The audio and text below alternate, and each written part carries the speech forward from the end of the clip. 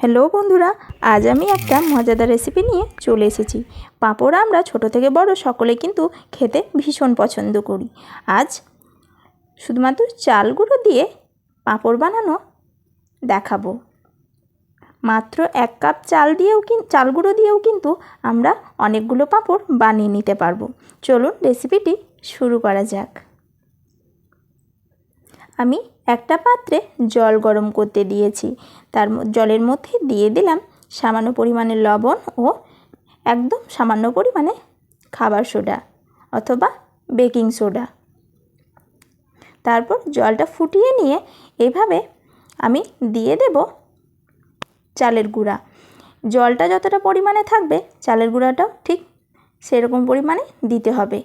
দেখুন, এরকমভাবে অল্প অল্প করে চালের গুঁড়া দিয়ে অনবরত কিন্তু নেড়ে যেতে হবে, না নাড়লে তলায় লেগে যেতে পারে। একদম এরকমভাবে শক্ত শক্ত করে আমরা যেমন ডো তৈরি করি সেরকম একটা ডো রেডি করব। খুব শক্ত শক্ত আঠালো হয়ে গেলে তার মধ্যে আমি কিছু দিয়ে দিয়েছি কালো জিরা। কালো জিরাটা দিলে কিন্তু খেতে খুব সুন্দর লাগে। দেখুন, কালো জিরাটা দিয়ে আমি অর্ধেকটা একটা থালার মধ্যে তুলে নিয়েছি,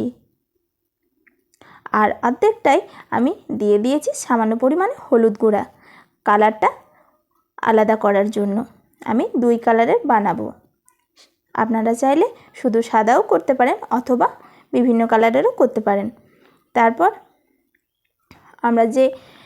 আমরা এটাকে খুমির বলে থাকি, তাই খুমিরটাকে খুব ভালো করে ঠান্ডা করে নিয়ে এভাবে হাতের সাহায্যে একটু মথে নেব। আর আপনারা যারা আমার চ্যানেলে নতুন তারা অবশ্যই চ্যানেলটিকে সাবস্ক্রাইব করে পাশে থাকবেন।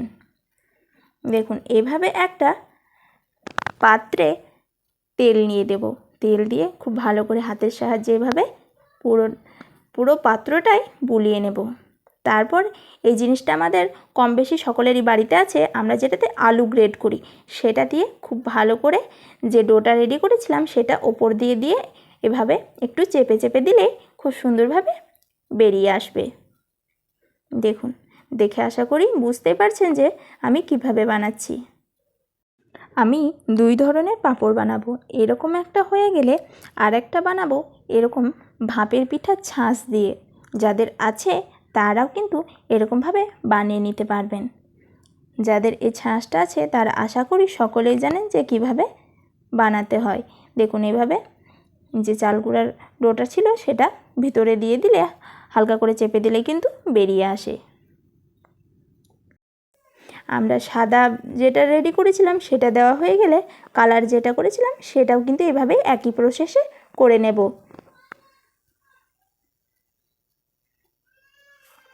আর যেটা ছাঁচ দিয়ে বানাচ্ছি সেটাও আশা করি দেখে বুঝতে পারছেন যে আমি কিভাবে বানাচ্ছি। তারপর আমি সে পাত্রটাকে রোদে দিয়ে দেব যাতে আমাদের পাঁপড়গুলো খুব ভালোভাবে শুকিয়ে যায়। দেখুন, একদম শুকিয়ে গেছে। তারপর কড়াইয়ে তেল দিয়ে আমি আপনাদেরকে পাঁপড়গুলো ভেজে দেখাচ্ছি যে কতটা সুন্দর হয়েছে।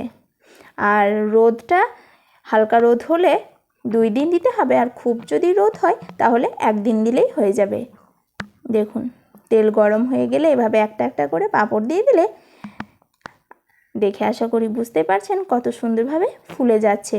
আর আসলে আরও ফুলতো, কারণ আমার রোদটা অতটাও ভালো দেওয়া হয়নি, তবু আপনাদের দেখানোর জন্য আমি কয়েকটা পাঁপড় ছেঁকে নিচ্ছি। দেখুন, পাঁপড়গুলো খেতে কিন্তু ভীষণ সুন্দর লাগে। আর আপনারা কারা কারা এই পাঁপড় খেয়েছেন অবশ্যই কমেন্টে জানাবেন।